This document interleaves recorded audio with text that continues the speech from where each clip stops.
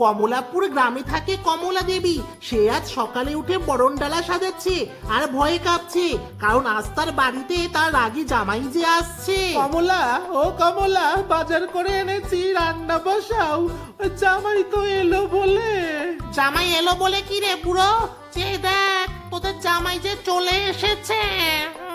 ও জামাই, জামাই, এসো, মেয়েকে নিয়ে এসো জামাই, ঘরে বসো। কোথায় বসবো রে বুড়ি?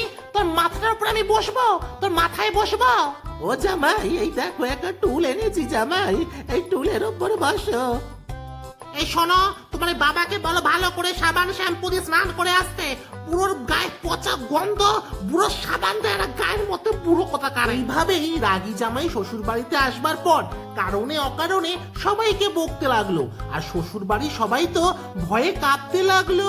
যা সাবান দিয়ে স্নান কর, ভাগ।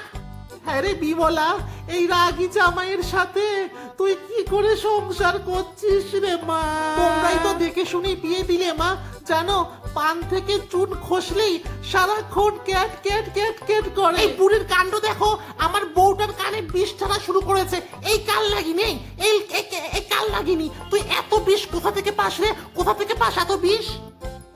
ও বিমলা, ওই দেখ জামাই আমায় কাল লাগিনি বলছে, আবার তুই তামারি করে কথা বলছে। জান রান্না করতে যান, না হলে ভেঙে একদম ঠ্যাং খোড়া করে দেবো একদম, জান। এরপর শ্বশুর মশাই আর শাশুড়ি জামাইয়ের জন্য রান্না করছিল আর ভাবছিল কি করে জামাইয়ের মুখে হাসি ফোটানো যায়, আর তারা একটা পরিকল্পনাও বার করলো। ও জামাই, খেতে আসো জামাই, ভাত বেড়েছে জামাই, খেতে আসো। আমি ভাতটা খাবো না, খাবো না। ভাত না খেলে কিন্তু কাতুকুতু দেব জামাই, ও জামাই, জামাই জামাই। এই বুড়া কি কয়? কি কয় বুড়া, কি কয়? তোমার জন্য রেঁধেছি আমি মাছের মুড়া। এরপর সবাই মিলে জামাইকে নিয়ে এত রঙ্গ তামাশা করতে শুরু করলো যে জামাইও হাসতে লাগলো। তার হাসি যেন আর শেষই হয় না। সবার চিন্তা দূর হলো।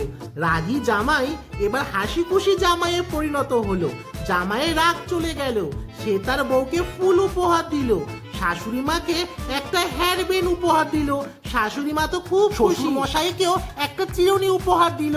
জামাইয়ের পাওয়া উপহার পেয়ে সবাই খুব খুশি। জামাইয়ের রাগ হুরুস করে উড়ে গেল। জামাই সবাইকে নিয়ে, শ্বশুর বাড়ির সবাইকে নিয়ে আনন্দেই জামাই ষষ্ঠী পালন করলো। শাশুড়ি মাও খুব খুশি হলো।